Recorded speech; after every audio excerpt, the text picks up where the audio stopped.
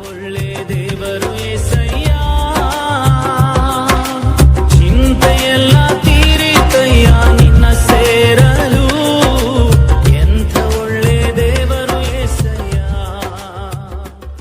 ಕರ್ತನಾದ ಯೇಸು ಕ್ರಿಸ್ತನ ಪರಿಶುದ್ಧ ನಾಮದಲ್ಲಿ ನಿಮಗೆಲ್ಲರಿಗೂ ಕೂಡ ವಂದನೆಗಳು. ಮತ್ತಾಯನು ಬರೆದ ಸುವಾರ್ತೆ 5ನೇ ಅಧ್ಯಾಯ 45ನೆಯ ವಾಕ್ಯದಲ್ಲಿ, ಹೀಗೆ ಮಾಡಿದರೆ ನೀವು ಪರಲೋಕದಲ್ಲಿರುವ ನಿಮ್ಮ ತಂದೆಗೆ ಮಕ್ಕಳಾಗುವಿರಿ. ಆತನು ಕೆಟ್ಟವರ ಮೇಲೆಯೂ ಒಳ್ಳೆಯವರ ಮೇಲೆಯೂ ತನ್ನ ಸೂರ್ಯನು ಮೂಡುವಂತೆ ಮಾಡುತ್ತಾನೆ. ನೀತಿವಂತರ ಮೇಲೆಯೂ ಅನೀತಿವಂತರ ಮೇಲೆಯೂ ಮಳೆ ಸುರಿಸುತ್ತಾನೆ. ಪ್ರಿಯರೇ, ನಾವು ಓದಿಕೊಂಡಂತೆ ಈ ವಾಕ್ಯ ಭಾಗದಲ್ಲಿ ನಮ್ಮ ದೇವರ ಒಳ್ಳೆಯತನವನ್ನು ಇಲ್ಲಿ ತೋರಿಸಲಾಗಿದೆ. ದೇವರು ಒಳ್ಳೆಯವರಿಗೂ ಕೆಟ್ಟವರಿಗೂ ಸೂರ್ಯನು ಮೂಡುವಂತೆ ಮಾಡುತ್ತಾನೆ. ಒಳ್ಳೆಯವರಿಗೂ ಕೆಟ್ಟವರಿಗೂ ಮಳೆಯನ್ನು ಸುರಿಸುತ್ತಾನೆ. ಮನುಷ್ಯನಾದರೆ ಹಾಗಲ್ಲ. ಮನುಷ್ಯನು ಕೆಟ್ಟವರನ್ನು ದ್ವೇಷಿಸುತ್ತಾನೆ, ತನಗೆ ಒಳ್ಳೆಯವರೆಂದು ಅನಿಸಿದವರನ್ನು ಪ್ರೀತಿಸುತ್ತಾನೆ.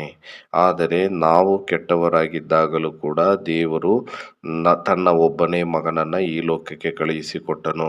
ನಾವು ಭಕ್ತಿಹೀನರು, ಅಶಕ್ತರು, ಪಾಪಿಗಳು ಆಗಿದ್ದಾಗಲೇ ಯೇಸು ಕ್ರಿಸ್ತನು ಪಾಪಿಗಳಿಗೋಸ್ಕರ ತನ್ನ ಪ್ರಾಣ ಕೊಟ್ಟದ್ದರಲ್ಲಿಯೇ ದೇವರ ಪ್ರೀತಿಯು ಇಂಥದ್ದೆಂದು ಪ್ರತ್ಯಕ್ಷವಾಯಿತು.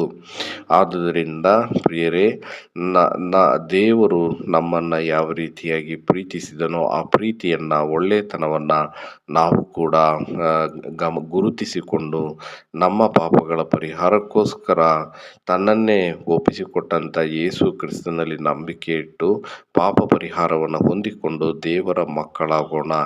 ಆಗ ನಾವು ಈ ಕೆಟ್ಟವರನ್ನು, ಒಳ್ಳೆಯವರನ್ನು, ಎಲ್ಲರನ್ನೂ ಪ್ರೀತಿಸುವಂಥ ಒಂದು ಬಲವನ್ನು, ಶಕ್ತಿಯನ್ನು ನಾವು ದೇವರಿಂದ ಹೊಂದಿಕೊಳ್ಳುತ್ತೇವೆ.